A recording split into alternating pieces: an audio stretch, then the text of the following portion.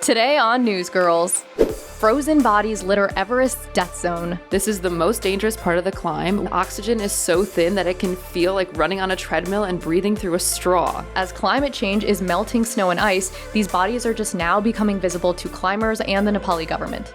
Will RFK further drop vaccine rates? Right now, only 93% of kindergartners are vaccinated, below the 95% needed for herd immunity. Wren and I are going to run through a checklist of everything that would be under RFK's purview as HHS Secretary, and behind crypto's $6 million banana. Well, Sun actually also just ate his banana, which made major headlines. Slow news day. And Sun is a huge deal in the crypto world, but sometimes he pushes the envelope too far.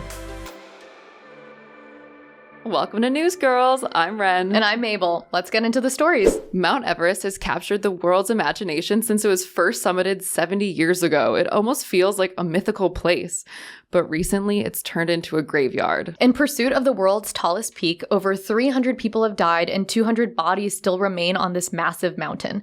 And as climate change is melting snow and ice, these bodies are just now becoming visible to climbers and the Nepali government. So they've launched a multi-million-dollar operation to clean up the mountain. This year, teams of expert mountaineers have retrieved 4 bodies and 1 skeleton from Mount Everest and its neighbor peaks, spending about $80,000 per body. But before we suit up to climb Everest, we need to prep and lay some groundwork. So, Everest is over 29,000 feet, which is the world's tallest mountain, and it usually takes climbers roughly 2 months to climb the whole thing.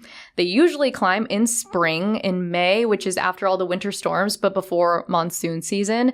And there's only a small window of time where climbers can ascend or descend something called the death zone. The death zone is the highest stretch of the mountain, starting at 26,000 feet.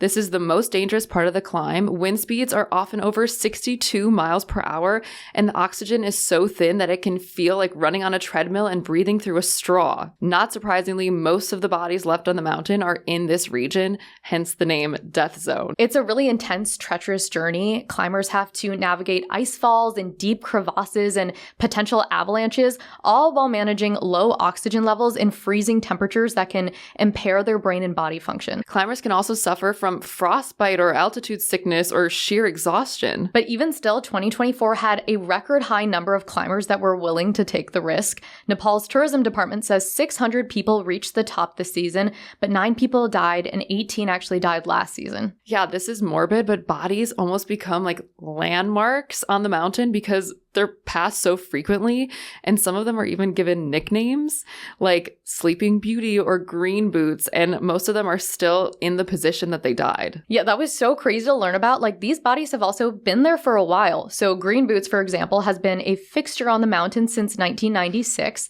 and seeing them has had an impact on climbers. There was a mountaineer last year that was frozen in place for 30 minutes after seeing a dead body and couldn't move, and a lot of climbers have experienced similar psychological tolls. Oh my God!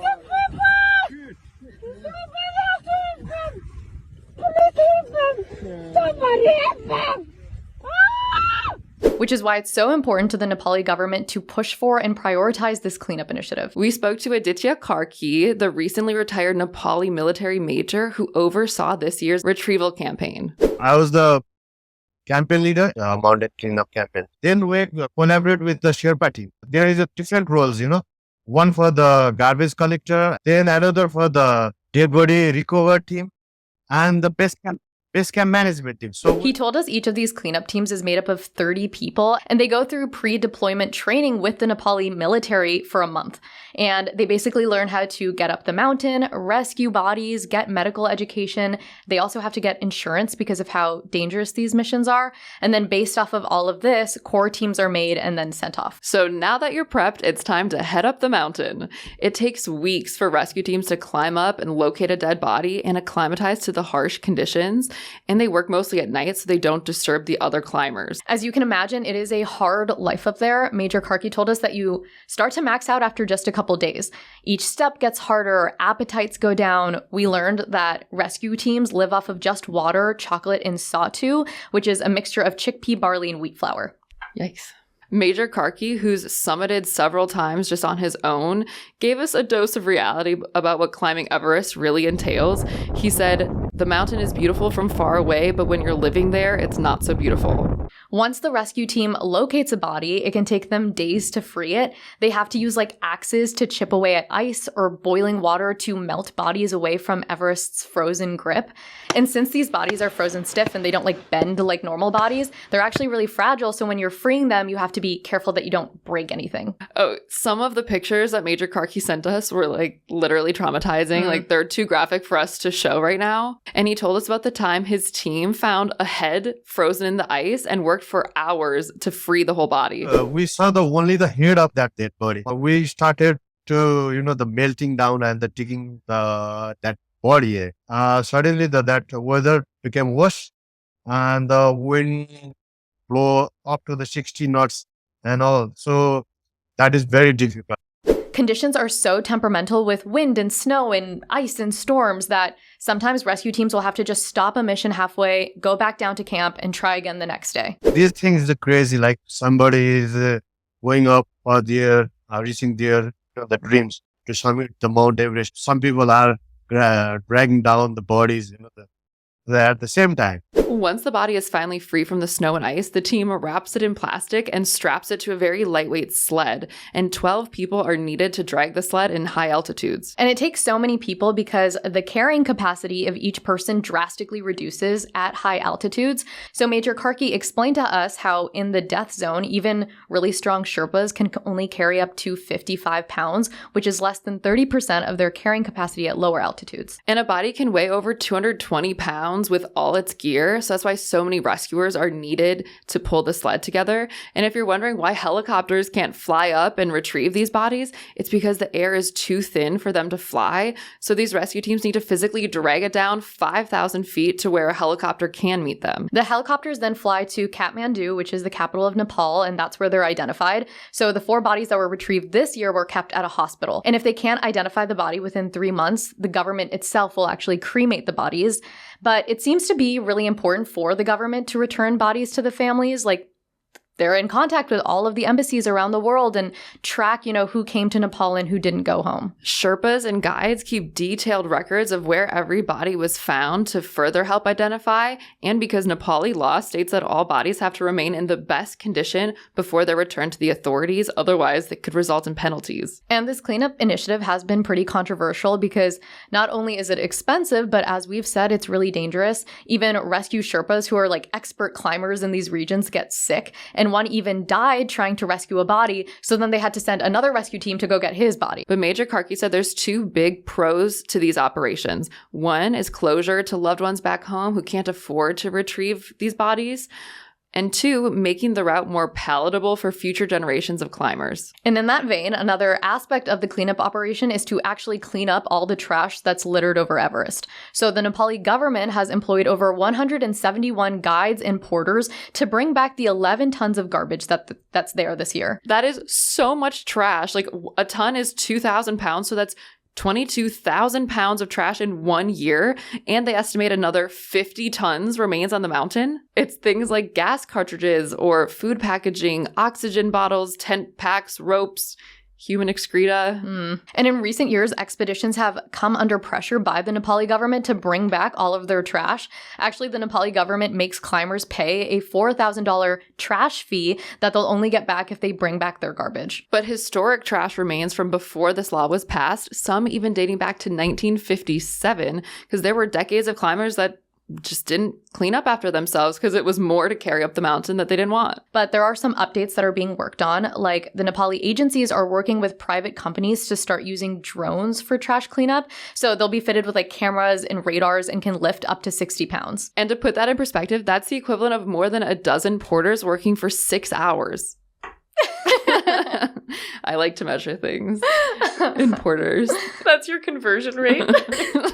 And there's been another advancement recently in safety. This year, Nepal made it mandatory for all climbers to have what's called RECO reflectors on them, which are passive transponders that go in a climber's coat pocket and make them searchable without any power source. which is so helpful because it uses radar signals, so it's actually really easy for helicopters to locate bodies that are packed under snow from avalanches. The Nepali government might also start requiring all climbers to wear e-chips to make rescue missions easier. And it makes sense for Nepal to implement these safety measures to reassure prospective climbers. Everest is a huge source of revenue. They make $300 million from it every year, which makes up 10% of Nepal's total GDP. So the trekking industry and hotels and restaurants in the area all really benefit from Everest.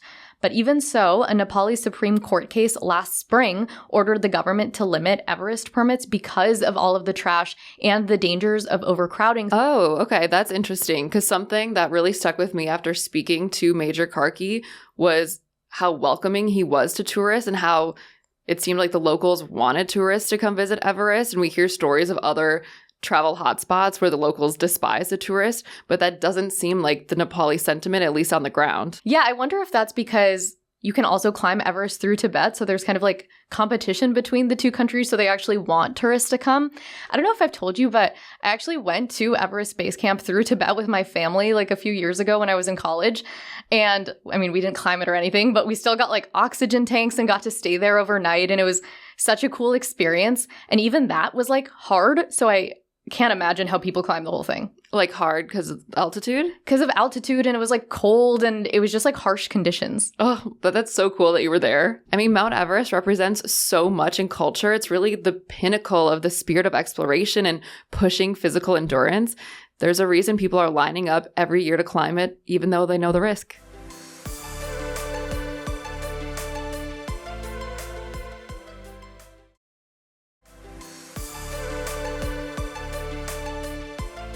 Hey guys, we are at new Broadway show, Eureka Day. Yes, Newsgirls is reporting live about anti-vax debate at a school. We have our novelty drinks.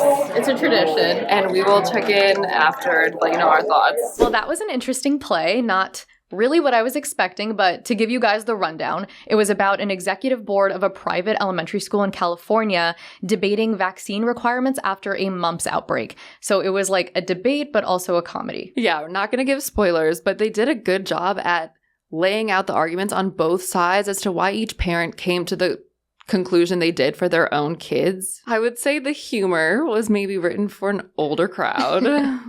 Yeah, Red and I were surrounded by old people who like thought the play was literally the funniest thing. They were laughing so hard we couldn't like hear the play. It was crazy. But we did at least come away with some poignant perspectives on both sides. And it's easy to see why vaccines are such a contentious topic, especially for parents of young kids. Vaccination rates are actually tracked through kids in kindergarten, and they've been slipping for the past 4 years.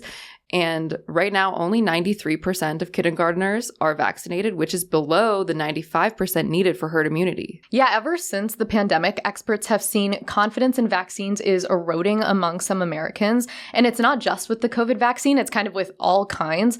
Polio was detected in New York in 2022, which was scary. This year, there was 16 measles outbreaks compared with just 4 in 2023.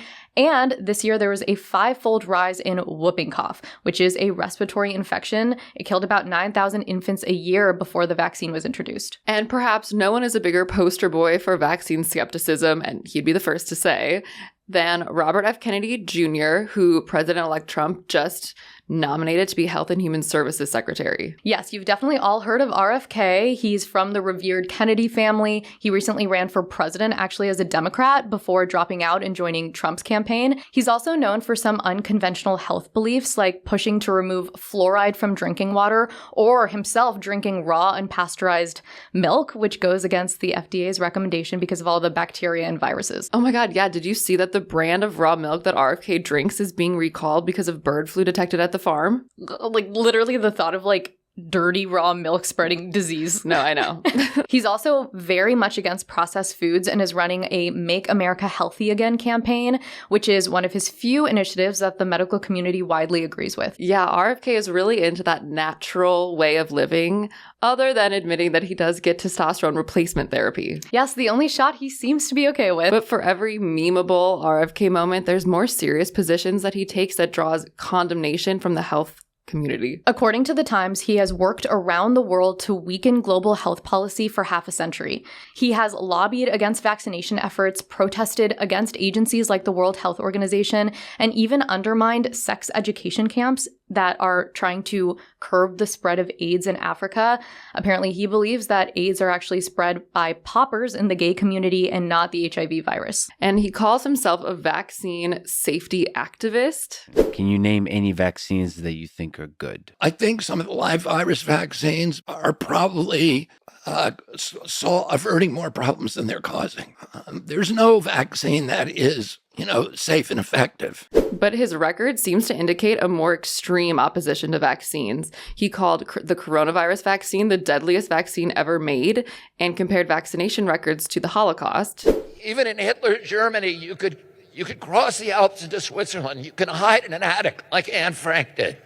Today, the mechanisms are being put in place that will make it so none of us can run and none of us can hide. RFK and most vaccine skeptics believe that there is a link between mumps, measles, and rubella, which is the MMR vaccine, and the autism spectrum disorder.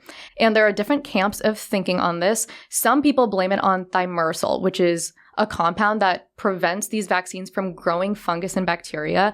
And then other people actually believe that vaccine dosing schedules are too close together and can overwhelm immune systems. But these theories have been widely discredited by many scientific studies all over the world, including one that analyzed the health records of over 95,000 children and found that the MMR vaccine did not increase the risk for autism. But because signs of autism appear around the same time that children get the MMR vaccine, the scientific community says that people mistakenly kind of connect the two events. But let's be clear, other than very rare instances, vaccines are safe, they reduce healthcare costs, and they save lives.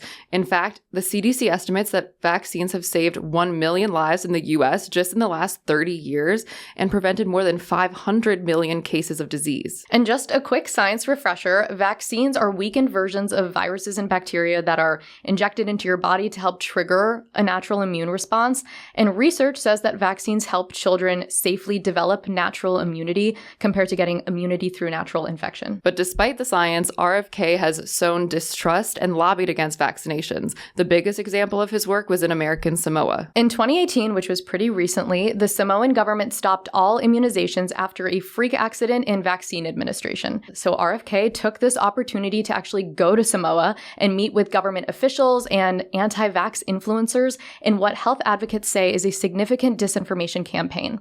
Then, while all of this was happening and vaccines were at a low rate of 30%, there was a measles outbreak, and that killed 83 people and caused over 1,800 hospitalizations of mostly babies and young children. And Samoa is a small, tight-knit community, so this was obviously devastating. Here's how the governor of Hawaii described the scene on the ground. We saw dead children. We saw the remnants of that anti-vax campaign by RFK and his organization.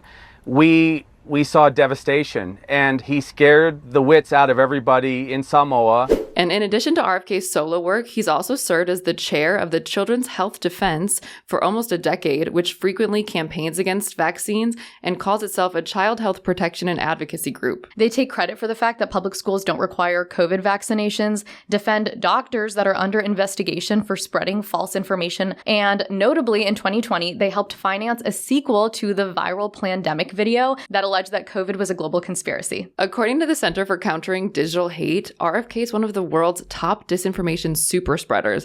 They even put him as a member of the Disinformation Dozen. And because of that, he was suspended from Instagram, which only reaffirmed his idea that big tech and corporate institutions are conspiring to suppress him. Yes, and in line with that thinking, he's promoted the disproven idea that 5G cellular networks allow governments to collect user data and, control people's behaviors. He's also pushed the theory that said COVID was ethnically targeting Caucasians and Black people. Quote, the people who are most immune are Ashkenazi Jews and Chinese. He has repeatedly endorsed the idea that mass shootings have increased because of antidepressant use. He's claimed the CIA killed his uncle.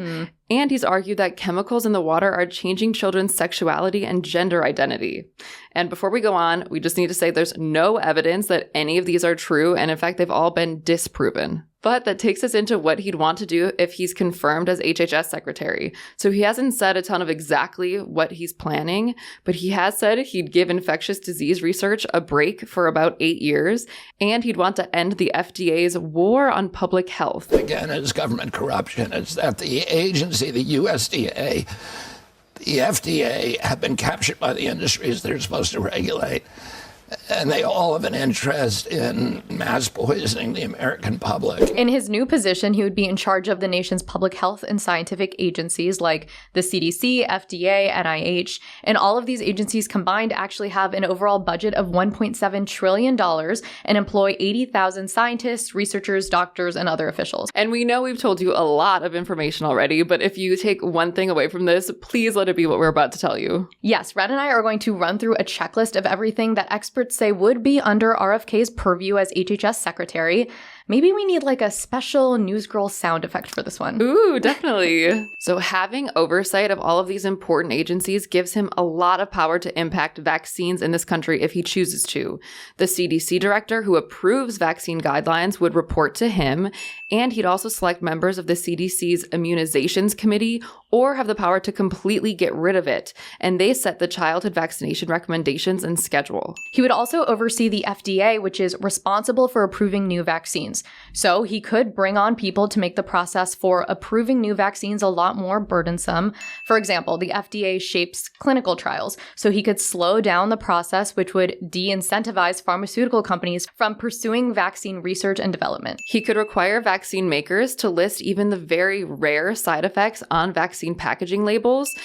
And he could also weaken legal protections for vaccine makers, because basically right now drug companies are protected from being sued, but RFK could open companies up to legal liability. As you can see, he would have control over a lot, and he could really overhaul a lot of the ways that our health agencies work today.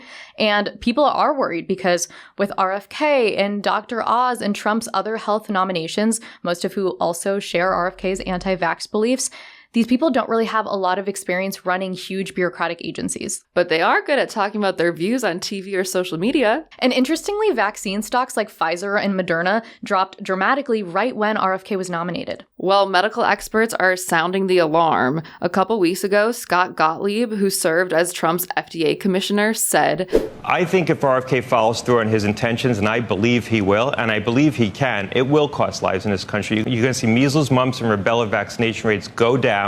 And like I said, if we lose another 5%, which could happen in the next year or two, we will see large measles outbreaks.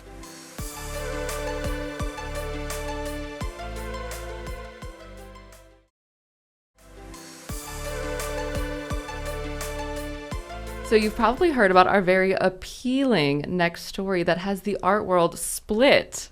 Well, at least you didn't say going bananas. It's too on the nose. So we all know about the banana duct tape to a wall that sold for $6.2 million at an art auction, but you probably don't know how the crypto bubble and Trump's reelection made that happen. This $6 million banana is the world's most expensive fruit. Thank God, honestly. And the auction was at Sotheby's, and the banana started at $800,000. And after 5 minutes of rapid bidding, Chinese-born crypto entrepreneur Justin Sun won, beating out 6 other people that also wanted this banana, who are also really big in the crypto world. And Sotheby's opened this auction block to pay with crypto specifically to entice this kind of clientele. And Sun actually paid with his own crypto, Tron, and he watched the auction live from Hong Kong. And when asked why he bought the banana, he said it represents a cultural phenomenon that bridges the worlds of art, memes, and cryptocurrency. I mean, who doesn't love those 3 things? The Dole banana was actually bought the day of the auction from a fruit stand nearby on the Upper East Side of Manhattan for 35 cents. So just an average banana. And when Sun bought it, it came with a certificate of authenticity and instructions on how to install it, which is basically how to replace the banana when it rots in a couple days. Right. He basically owns the concept. And originally this work of art was estimated to sell for $1 million, but Sun's winning bid was $5.2 million, plus Sotheby's took another $1 million in fees, which brought the total he paid to $6.2 million. The banana, or piece of conceptual artwork, is called Comedian and first hit the art scene in 2019 at Art Basel in Miami, where a gallery actually sold 3 editions of the banana, each going for like $150,000. And it was like an interesting spectacle. Like there were rowdy crowds there, and a performance artist actually like ripped a banana off the wall and ate it. Oh yeah, it immediately became this media sensation and went super viral. Like, do you remember how much it broke the internet? And this next exhibit from Art Basel in Miami may be the greatest scam of all time. I honestly don't know what to think about this because, on the one hand, I guess this banana is a comment on how all art is temporary and eventually everything withers and dies. But on the other hand, it's a f***ing banana taped to the wall. Can you imagine if you bought Michelangelo's David and the next day it turns all brown and mushy? The artist is Italian conceptual artist Maurizio Cattelan, and he does a lot of satirical, provocative, kind of random works. I mean, Wren, you're actually never going to believe this. He's actually self-taught. There's no way. It probably explains some of his more interesting pieces. Like at an exhibit in Italy, he knotted bed sheets together and hung them out the window. And the point of that was to show that he had left the building. He's also well known for his piece America, which is a functioning solid gold toilet that was installed in the bathroom at the Guggenheim from 2016 to 2017. And it caused like a social media frenzy. Everyone was obsessed with it. The toilet was worth more than $4 million. And it actually went on like tour around the world and was stolen at an exhibit in England.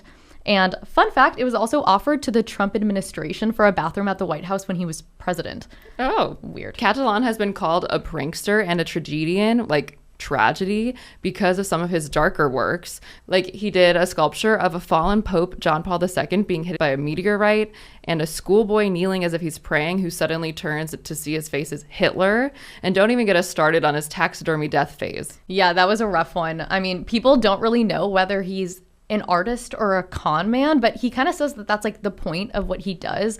He thinks it's his job to question the market and says, on what basis does an object acquire value in the art system? I think we're all asking that after the banana. And that's now definitely his most famous work. It's been on display around the world. A South Korean student actually ate the banana during an installation in Seoul. But Cattelan said this Sotheby's auction during this November auction season, which I wasn't cultured enough to know was a thing, is the apex of its career. Well, Sun actually also just ate his banana, which made like major headlines everywhere. So slow news day, but he posted a video of him eating it like at a press conference in front of journalists and influencers, but only after giving like a speech calling this moment in history like iconic. And maybe the banana was worth the $6 million because he said it's much better than other bananas. It's really quite good. Sun also compared the work to crypto, saying they're both more conceptual than tangible physical things. And Sun is a huge deal in the crypto world. He founded the blockchain Tron. And he's from China, but he also has Grenadian citizenship and interestingly served as Grenada's ambassador to the World Trade Organization. Yeah, the Tron website still refers to him as His Excellency because of the fact that he was an ambassador. And I mean, this banana isn't the first piece of like expensive art he's bought. He spent millions on traditional and digital works, notably to us, a nearly $600,000 NFT of a pet rock. It's giving Patrick from SpongeBob. So clearly Sun is also provocative and likes to, do out-of-the-box things and generate buzz. That Sun is a very flamboyant character, embroiled in a series of controversies and conspiracy theories throughout his career. In 2023, Tron reportedly surpassed Bitcoin as the preferred platform for crypto transactions linked to terrorist groups by Israel, the U.S., and other nations. Founder Justin Sun was elected Prime Minister of Liberland, a 2.7 square mile micronation between Croatia and Serbia. The election, held on October 5, used blockchain technology to ensure transparency.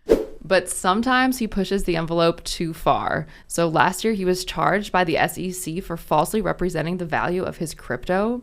And in the same suit, the SEC also accused 8 celebrities, including Lindsay Lohan, Jake Paul, Soulja Boy, and Neo, for illegally promoting Sun's cryptocurrencies. Even though he's embroiled in a bit of controversy himself, he's still investing in other crypto projects. Interestingly, just last week, he invested $30 million in Trump's crypto project World Liberty Financial, which makes him the firm's biggest investor. Yes, he is a huge Trump fan. He sees Trump as a hero to the crypto world. When he announced his Liberty investment, Sun tweeted, "The U.S. is becoming the blockchain hub, And Bitcoin owes it all to Trump. He also said his company is committed to making America great again. Well, it's a good thing he got involved because I guess Liberty sales were sluggish and it was called a bust until Sun stepped in. And his investment actually means Trump and his sons will get $15 million from this, since Trump is the chief crypto advocate and his sons are Web3 ambassadors.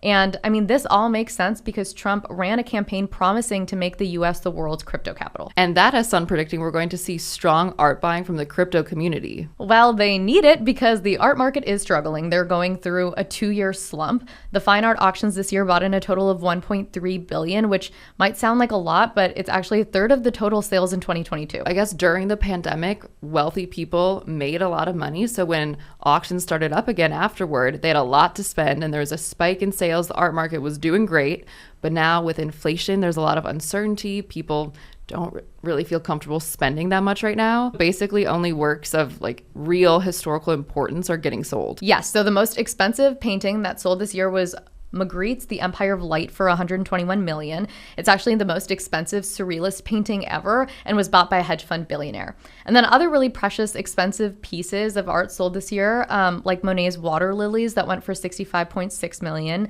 An Alberto Giacometti sculpture sold for $26 million. And an Ed Ruscha Western painting that was just the center of a MoMA exhibition sold for $68 million. But shockingly, some big ticket items completely failed to sell, like an early Matisse portrait and 2 late Picasso paintings failed to get any bids at auction. Even a couple Jeff Koons sculptures, and he's one of the most expensive living artists, failed to sell. So that's really testament to how bleak the art market is right now. Yeah, the geopolitical turmoil and drastic wealth gap is a big reason that the art market has been struggling until now, because people are predicting that it might start picking up after Trump's win. Sellers were even waiting until after the election to put some of their art on the market.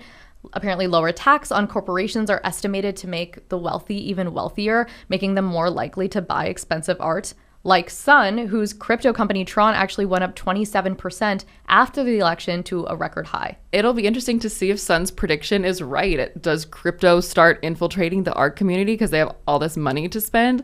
Like, Mabel, I've been thinking about what if the most expensive painting in the world, the Mona Lisa, which is valued for $870 million, ever went on sale. Like, imagine the billionaire feeding frenzy. No, like the egos duking it out at some gallery to like buy the Mona Lisa. Like, it would end up selling for so much more than it's priced at. Yeah, should we make like 15 billion? I'm gonna go 40 billion. Like that's, I mean, Elon Musk, the world's richest guy, is worth like 300 billion. So like they have a lot of money to spend. And this is an investment. Like, you know, it's only going to get more valuable the older it gets. It's just so crazy. For context, the most expensive painting ever sold was another Leonardo da Vinci, and that was Salvator Mundi for $450 million. Maybe Catalan will make some visual commentary piece on the Newsgirls one day that'll be in the Guggenheim and sell for millions. Thanks for being here. Bye.